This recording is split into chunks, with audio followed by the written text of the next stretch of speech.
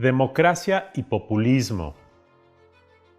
Primos hermanos, pero muy antagónicos entre sí. En otra sesión platiqué con ustedes sobre el tema de cómo definir y encontrar a la democracia, cuáles eran sus rasgos principales. En aquella ocasión platicamos de la democracia desde el punto de vista etimológico, desde el punto de vista minimalista, desde el punto de vista procedimental, desde el punto de vista sustantivo. Platicamos cómo poder distinguir la calidad de una democracia respecto a los resultados. Pero hoy en México y en el mundo hay una enorme atención sobre el llamado fenómeno populista. Vamos a referirnos a esto desde un punto de vista científico, analítico, sin ninguna estigmatización, como un fenómeno social, un fenómeno político, un fenómeno ideológico que ha existido en el mundo durante muchos siglos, que en los últimos tiempos en muchos países del mundo hay un resurgimiento del populismo y que claramente tenemos que entender por qué surge, cuáles son sus riesgos, así como hay riesgos de la democracia, hay riesgos del populismo, hay riesgos del autoritarismo.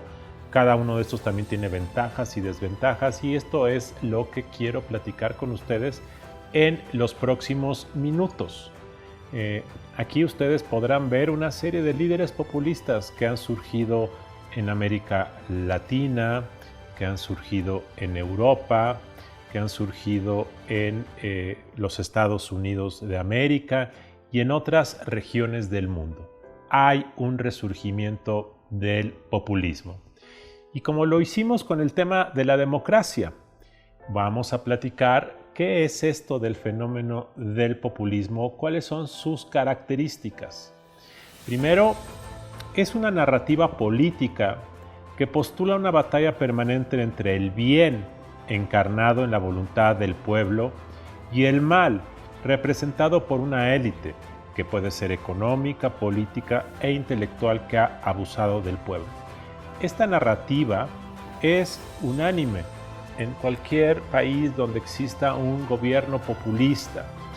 Claramente este mal, representado por una élite, cambia de nombre. En ocasiones son los aristócratas, en ocasiones son líderes religiosos, en ocasiones son países extranjeros y va cambiando.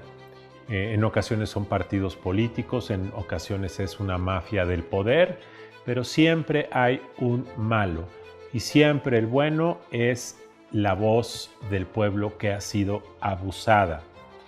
Una pregunta que comúnmente se hace uno es si el populismo es una ideología y la respuesta es no, no es una ideología. Hay populismos de derecha y hay populismos de izquierda. Claramente Donald Trump no es un populista de izquierda, es un populista de derecha. Y si ustedes piensan en todo lo que dijo Donald Trump como presidente de Estados Unidos, hablaba del pueblo. Fue un gobernante que fue electo por una amplia masa de trabajadores de cuello azul que sentían que sus ventajas y sus beneficios habían sido puestos en riesgo por la migración, por la globalización, por la industria del Big Tech de Silicon Valley, de tal forma que había un populismo de derecha y hay populismos de izquierda. Evo Morales de Bolivia fue un populista de izquierda. Los Kirchner en Argentina era un populismo de izquierda y hay, reitero, populismos de derecha. No es una ideología, es un estilo de gobierno y es un estilo narrativo. Aparece en distintos países, regiones y contextos. Sí, acabo de mencionar que existe en prácticamente todas las regiones del mundo. ¿Es una estrategia para gobernar? Sí, es sobre todo una estrategia para gobernar. Y aquí quisiera poner el ejemplo de la tecnocracia. ¿La tecnocracia es una ideología? No. Comúnmente la tecnocracia va asociada al llamado neoliberalismo económico, pero en realidad puede haber tecnócratas de todo tipo. La tecnocracia simplemente es un método científico aplicado al gobierno. Es una manera de planificar, de evaluar, de tomar decisiones. El populismo, reitero, es un estilo gerencial, es un estilo político, es una forma de gobernar, es una forma de ganar apoyo mayoritario. Eso es el populismo. ¿Siempre desemboca en crisis económica? No. ¿Por qué hay temor de que el populismo desemboque en crisis económica? Porque frecuentemente muchos líderes populistas son irresponsables fiscalmente, gastan más de lo que tienen. Y si gastan más de lo que tienen, claramente hay el riesgo de que haya déficit, desequilibrio y eventualmente esto genere temor de los mercados financieros. Pero esto no necesariamente es así. En ocasiones los mercados financieros están fascinados por líderes populistas. Por ejemplo, cuando Bolsonaro llegó a la presidencia del Brasil, generó un enorme rally en los mercados financieros internacionales. Hay otros populistas que generan temor y generan crisis económicas, de tal forma que esto no necesariamente es el caso. ¿Amenazan a la democracia? Depende. Y aquí es importante hablar del tema de por qué decimos que el populismo puede ser un correctivo para la democracia, porque en ocasiones el populismo surge como un recordatorio de las deficiencias de la democracia. En la ocasión anterior que platiqué con ustedes, hablaba de que en México, por ejemplo, ha habido un proceso de democratización, pero ha tenido enormes deficiencias. Fue un proceso de democratización que se acompañó de más corrupción, un proceso de democratización que generó más violencia, más inseguridad, que prevaleció la desigualdad y la pobreza. Cuando esto ocurre en democracias emergentes, entonces hay desencanto porque la gente dice, ¿dónde están los beneficios de estos gobiernos democráticos? Y es así que cuando no funcionan bien los gobiernos, surgen líderes populistas que llaman a reivindicar al pueblo, llaman a traer soluciones reales y en ese sentido es una alerta de que las democracias no están funcionando correctamente. El populismo es un llamado de atención. El riesgo es que el populismo comúnmente tiende a socavar las bases de la democracia, porque tiende a generar polos opuestos, como veremos en unos momentos. Y vuelvo a esta pregunta, ¿por qué avanza el populismo? Por diversas razones. Una es porque hay una crisis del sistema de partidos. Las sociedades que generan estabilidad son aquellas que tienen un centro amplio y tienen derechas e izquierdas. Y esto genera que la mayor parte de los votantes se ubiquen en el centro y esto genera cohesión, genera unidad de propósito. Cuando las sociedades se polarizan porque hay una crisis del sistema de partidos, los partidos empiezan a ser más radicales. Cuando los partidos se hacen radicales porque se colapsa el sistema, por ejemplo, esto genera el preámbulo para que surjan líderes populistas. Los partidos políticos han estado en una crisis de representación, han estado en una crisis de credibilidad y esto alienta el populismo. Segunda razón, la desconfianza. Ya sea porque los gobiernos no dan resultados, ya sea porque hay mucha corrupción, ya sea porque la gente no se siente representada y esto empieza a generar una crisis de confianza. En México, en los últimos 15 o 20 años hubo una erosión constante de la confianza en los partidos, en el Congreso, en los gobernantes, en las élites, en los medios. Prácticamente todas las instituciones sufrieron una erosión y en ese entorno, cuando las instituciones pierden credibilidad, entonces las poblaciones se hacen apuesta por liderazgos populistas, liderazgos que prometen traer soluciones inmediatas, liderazgos que le hablan directamente al pueblo.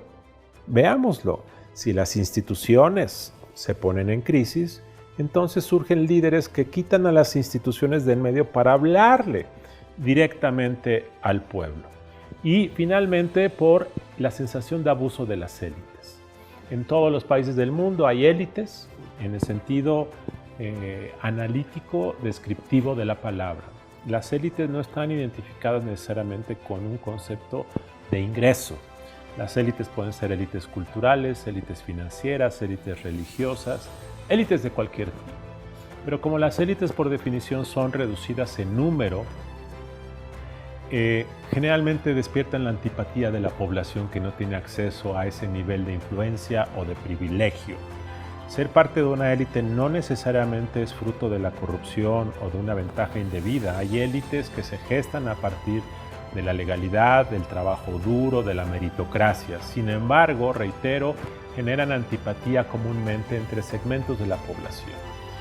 Y cuando estas élites abusan de su estatus y abusan y cometen actos de corrupción y generan discriminación, entonces las élites se convierten en un motivo de desprestigio y entonces los líderes populistas surgen con más ahínco para tratar de ir tras esos aparentes privilegios de las élites. ¿Cuáles son los motivos económicos de por qué avanza el populismo? Las crisis económicas. En 2008, por ejemplo, hubo una gran recesión económica en los Estados Unidos que se reprodujo en Europa y en casi todo el mundo, motivado por una crisis en los mercados financieros, por una falta de regulación adecuada en el sistema bancario, que generó una gran recesión económica. Y esto generó una caída del bienestar y de la riqueza y de los ahorros de muchos millones de personas. Esta percepción de que hay crisis recurrentes y de que siempre son los más ricos los que acaban siendo salvados financieramente porque hay rescates bancarios, etcétera, etcétera, es una causa de malestar. Muchos interpretan, por ejemplo, que Donald Trump llegó a la presidencia de Estados Unidos años después de esta gran recesión de 2008 como resultado del enojo que causó en muchos segmentos de la sociedad americana. Otra razón económica que se ha esgrimido es el avance de la globalización, de la automatización, de las reformas de mercado estructurales que generan grupos olvidados. Muchos pensamos, yo en lo personal, que la globalización es algo positivo, benéfico, pero tiene costos de transición muy elevados que se concentran en ciertos grupos de la población. Y estos grupos de la población, que comúnmente son segmentos con menor educación, segmentos rurales, segmentos sin las capacidades o sin la energía o la edad para adaptarse, claramente genera un rechazo, genera temor, genera preocupación, y amplios segmentos de las sociedades prefieren aferrarse a un pasado conocido y estable que a un mundo nuevo, desconocido, en donde sienten que van a quedar totalmente desprotegidos. Y esta globalización y la automatización claramente son una razón de que la gente prefiera líderes populistas que le ofrecen un pasado que fue mejor. Y finalmente, algo que ya comenté, que es el hartazgo con la tecnocracia. La tecnocracia es un estilo de gobierno de los expertos, o sea, de las élites, que hacen análisis de costo-beneficio para ver qué es lo mejor para el interés público. Pero comúnmente la tecnocracia desdeña cualquier preocupación de corto plazo, desdeña los costos de la adaptación, desdeña argumentos ideológicos, argumentos culturales, argumentos idiosincráticos a favor de la eficiencia en la asignación de recursos, y esto claramente genera rechazo y también ha ayudado al avance del populismo. Y finalmente hay algunos motivos culturales sociológicos. Primero tiene que ver con la clase media frustrada. Esto ha pasado en los Estados Unidos. La clase media siempre ha sido considerada la generadora de sociedades estables, prósperas, pero cuando las clases medias empiezan a perder la brújula, la esperanza de mantener su nivel de vida, la esperanza de que sus hijos puedan reproducir un estilo de tranquilidad, de expectativas, de progreso, empieza a haber problemas. Hay una brecha entre expectativas y logros. En muchos países del mundo, en muchos países europeos, jóvenes en los años 30 o 20 no encuentran un empleo, no encuentran el ingreso para poder reproducir el estilo de vida de sus padres, y esto crea una enorme frustración. La ansiedad por el ciclo de la vida. Los ciclos profesionales se han ido reduciendo. Si antes había trabajos que podían tener una duración de 30, 40 años e iniciar en una fábrica de automóviles en Detroit, Estados Unidos, cuando tenías 22 años, y jubilarte a los 60 años habiendo trabajado en el mismo lugar y vivido en el mismo lugar, eso ha desaparecido. Segundo, los periodos de vida profesional se han reducido porque hay un reciclaje más acelerado. Gente joven asciende de forma más rápida. Los ciclos de conocimiento exigen una adaptación y actualización constante, y claramente eso va generando la presión de nuevas generaciones, ansiedad, incertidumbre respecto a lo que depara el futuro. Tercero, temores culturales. La migración es un fenómeno global que ha generado a las poblaciones receptoras temor de que están siendo invadidas culturalmente y de que esta migración representa un riesgo a sus trabajos y una pérdida de identidad. Los fenómenos populistas en Europa han surgido alrededor de países que han sido receptores de población de Medio Oriente, de África del Norte, de países de Europa del Este, y todo esto claramente ha dado lugar para que líderes populistas lleguen con la promesa de poner orden, de reducir esos flujos, de cerrar las fronteras. Si ustedes piensan en el caso de los Estados Unidos, uno de los lemas de Trump cuando fue candidato en 2015-16 fue construir el muro con México, porque claramente eso genera una enorme expectativa de ciertas bases de la población temerosas de que ahora sí van a poner orden a esta ansiedad y temores culturales. Y finalmente, el tema de las emociones. Las tecnologías nuevas como las redes sociales han facilitado que la narrativa populista se propague con mayor rapidez. Claramente Twitter y Facebook son instrumentos para poder diseminar noticias, emociones, polarización social que hace apenas 10 años no existían. De tal forma que si antes los medios tradicionales de comunicación eran filtros para evitar que el discurso del odio o de la división propagaran, hoy todos somos medios o instrumentos para poder difundir estas ideas. ¿Cuáles son los rasgos comunes del populismo? Primero, una aspiración a que el líder populista tiene legitimidad moral, que es la guía única para representar y guiar al pueblo, de que todos los otros que quieren dirigir al país, a la comunidad, al Estado, carecen de esa legitimidad, que hay una suerte de herencia divina del líder populista que fue llamado por la historia o por el pueblo para guiar a una nación. El segundo rasgo es que colonizan a las instituciones. Comúnmente los populistas atacan a las instituciones que encuentran porque dicen que son herencia del pasado y que deben ser reemplazadas por nuevas instituciones que estén al servicio del pueblo. Las instituciones existentes al momento que llega el líder populista tienden a ser derribadas. Esto es algo común en todos los fenómenos populistas. La tercera característica es la hiperpersonalización. El líder populista toma las bases y las decisiones con base en su intuición, en su conexión con el pueblo. Si el líder populista es el pueblo, representa al pueblo, entonces el líder sabe lo que hay que hacer. Hay un continuo del pueblo al líder y por lo tanto el pueblo es santo, el pueblo es sabio y por lo tanto el líder toma las mejores decisiones. Por eso es que los populistas desprecian a los expertos. Desprecian a los expertos porque los expertos no pueden representar el conocimiento del pueblo. Y este rechazo es parte del rechazo a las élites y a la tecnocracia. La cuarta característica del populismo es la polarización. Todo se politiza. O estás a favor o estás en contra. No hay puntos intermedios. Y si ustedes ven este punto número 4 que está en su pantalla, tiene que ver mucho con el tema de la legitimidad moral. Si el líder populista es el único facultado por el pueblo para gobernar, luego entonces cualquier otro grupo, líder que lo desafíe, que quiera competir por el poder político, tiene que ser rechazado como adversario del pueblo. Por eso que los líderes populistas hablan en nombre del pueblo y dicen que cualquier crítico de ellos es crítico del pueblo. y de esa forma generan una narrativa bipolar, una narrativa del blanco y negro, una narrativa artificial en donde todos los días el líder populista tiene que estar alimentando esta polarización.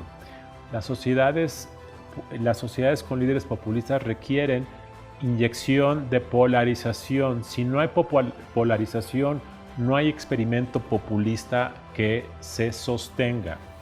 El quinto elemento es el clientelismo masivo. Como los líderes populistas regresan a querer resarcir al pueblo todo aquello que le fue robado, quitado por las élites malévolas, luego entonces el líder populista tiene que compensarlas de forma inmediata. No se vale que el líder populista prometa que en los próximos 15 años el pueblo tendrá mejores niveles de vida. El líder populista llega a compensar hoy y por lo tanto basan su estrategia en estrategias de transferencias directas de dinero, creación de empleos inmediatos para resarcirlo de forma inmediata, y estas políticas sociales compensatorias, clientelistas, generalmente son base también de una estrategia electoral para generar una base permanente de apoyo. La sexta característica es la inmediatez. Como acabo de mencionar, lo que importa es hoy, mañana es otro día. Es necesario resolver cosas del día de hoy. Esto contrasta con la tecnocracia, en donde la tecnocracia nos habla de soluciones de largo plazo, soluciones que probablemente no veremos en nuestras vidas, soluciones que hoy no nos dan tranquilidad, sino después. El populista no le interesa el mañana, le interesa el hoy, lo que se puede solucionar de forma inmediata. El séptimo rasgo común del populismo es la posverdad. No importa la realidad, sino la narrativa del líder. No importan los datos estadísticos, sino la aspiración de lo que dice el presidente o el primer ministro. Lo que importa es la propaganda. Como el líder populista le habla al pueblo e interpreta sus sentimientos, el líder populista sabe cuáles son los indicadores relevantes de que van por buen camino. De tal forma que en casi todos los países donde hay líderes populistas, el uso de datos, de criterios de veracidad para saber qué es verdad y qué es mentira se van diluyendo. En los Estados Unidos, Donald Trump es uno de los presidentes que más ha mentido de forma abierta en los últimos años, y sin embargo eso no importa, porque las bases de apoyo de los líderes populistas lo que quieren son retórica incendiaria, polarizante, promesas, y eso va diluyendo los criterios de veracidad de las sociedades y entramos al mundo de la posverdad. Y finalmente, otro rasgo común del populismo es que se convierte en una democracia plebiscitaria. Ustedes recordarán que la última vez que platicamos hablamos de las características de la democracia, y una de ellas es que era una democracia representativa en la cual la gente elegía representantes al Congreso, al Poder Legislativo, para que estos vigilaran el uso del poder de los gobernantes. Bueno, en la democracia populista lo que importa es que el pueblo decida, por eso es que generalmente se llaman a ejercicios de consultas populares, plebiscitos. Democracia plebiscitaria es que el pueblo decide de forma directa qué obras quiere construir, si quiere o no quitarle el mandato al presidente, y que no haya intermediarios. Los populistas, como son parte del pueblo, no requieren intermediarios, por eso los populistas quieren hablar con el pueblo y por eso se construye esta suerte de democracia plebiscitaria. ¿Cuál es la experiencia mexicana de cómo ha surgido en los últimos años esta demanda por líderes que puedan responder de forma inmediata a las demandas de la gente? Creo que las razones del malestar democrático en México están aquí en la pantalla y voy brevemente a platicar cada uno de ellos para que entendamos por qué la promesa de la democracia liberal mexicana está incompleta, está trunca, y en ese entorno estamos actualmente en una crisis de la idea de la democracia. Y esto es parte de lo que está en debate hoy en México. Primero, las razones del malestar democrático en México tienen que ver con el tema de la desigualdad. tenemos un problema muy grave de desigualdad, de ingresos, desigualdad vertical. Vean ustedes nada más. En 2016, el 10% de los hogares más ricos, el 10% de los hogares más ricos del país, tenía un ingreso 20 veces mayor al ingreso de los 10% de los hogares más pobres. O sea, 20 veces más ricos los de arriba que los de abajo. Fíjense ustedes, en 2018, el 10% de los hogares más ricos del país tenía un ingreso 18 veces mayor al de los ingresos más pobres. Aunque se redujo ligeramente la desigualdad, el tema es que tenemos una desigualdad creciente. Por cierto, esto que es el coeficiente de Gini muestra que entre 2000 y 2018 la desigualdad en México ha disminuido. Sin embargo, sigue siendo enorme para lo que requiere una sociedad democrática y plural. La segunda razón del malestar democrático en México tiene que ver con este asunto de la desigualdad horizontal. La desigualdad horizontal tiene que ver con el tema de la falta de percepción. Y vean ustedes, 29% de los empleados tiene un horario de trabajo muy largo, 50 horas o más. Una de las tasas más altas de la OCDE, donde el promedio es de 11%. Es decir, en México la gente trabaja mucho y trabaja de más. El 20% declaró haber sido discriminada. El porcentaje aumenta a 28% en personas con alguna discapacidad. Quiere decir que aquí empezamos a hablar de la calidad de las personas que participan en la fuerza laboral. 38.5% de las personas con empleo tienen un ingreso laboral inferior al valor de la canasta alimentaria. Si ustedes ven en esta cuestión, ¿cuál es el cambio de percepción de la desigualdad que hay en México? México es uno de los pocos países que aquí se miden en donde en estos 18 años, del 97 al 2015, hay un 11% de la población que piensan que la desigualdad aumentó en el país. Y no solamente importa, como aquí se dice, cuál es la desigualdad de ingreso, sino también importa cuál es la calidad del empleo, cuál es la percepción del tipo de trabajo que tienes, cuánto dedicas para ir a la oficina, etcétera, etcétera. La otra razón de por qué hay un malestar democrático en México tiene que ver con la percepción del abuso de las élites. Este tema, como ya les comenté, es un tema central. Y aquí ustedes van a ver que en la gráfica de la izquierda se pregunta cuál es el principal problema de México. Esta es una gráfica que va de 2011 a 2018. Claramente el principal problema es la inseguridad, es la línea de hasta arriba en color azul fuerte. Pero vean ustedes cómo el tema de la corrupción se sitúa como el segundo problema mayor del país. Y este asunto ha crecido en los últimos años. La corrupción es claramente vista por la gente como un privilegio de las élites políticas. Y si algo ha causado malestar y algo ha causado rabia en México es justamente este asunto de que quienes nos gobiernan lo hacen por beneficio individual y en perjuicio de la población.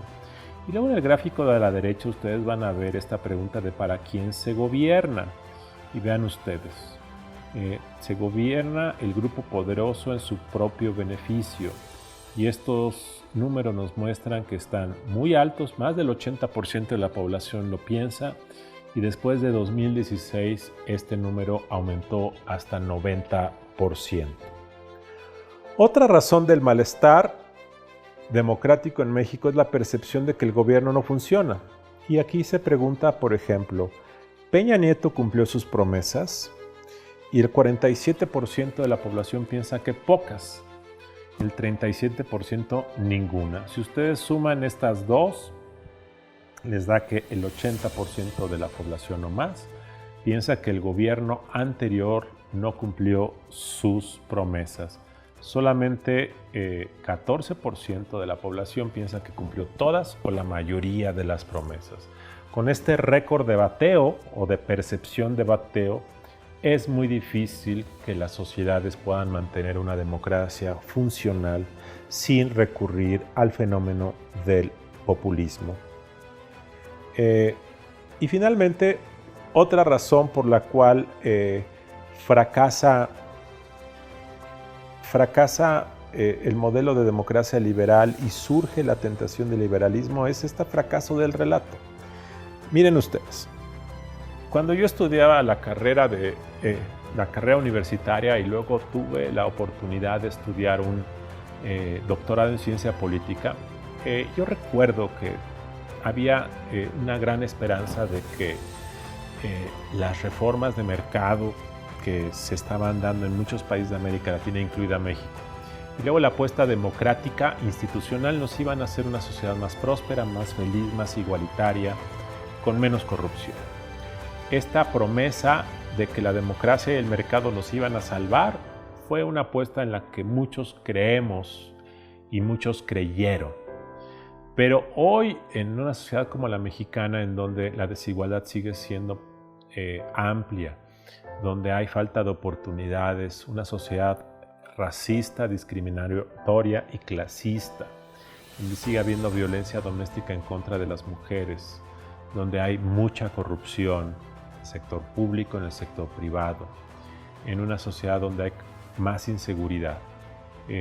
Claramente, después de 20 o 30 años de este relato liberal, uno ve que hay pocos resultados. Quiero también decir algo muy importante. Yo soy de quienes piensan que claramente el modelo de democracia liberal y de economía de mercado ha dado resultados que han sido muy positivos para el país.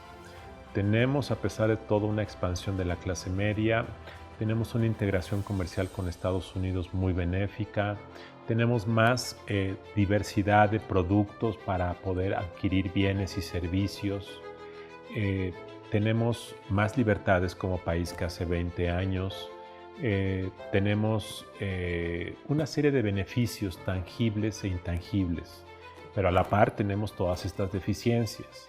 Tenemos beneficios y tenemos defectos de este modelo de democracia con economía de mercado. Pero en ese entorno, claramente, la gente exacerba sus denuncias y entonces surge efectivamente una queja generalizada. En mi opinión, no se valen los relatos que dicen que todo está mal o que todo está bien, sino que ha habido deficiencias que es necesario corregir. En ocasiones, y con esto voy a terminar mi conversación del día de hoy, el populismo que se instala como un recordatorio de que el modelo de democracia liberal ha fallado, en ocasiones toma vías radicales.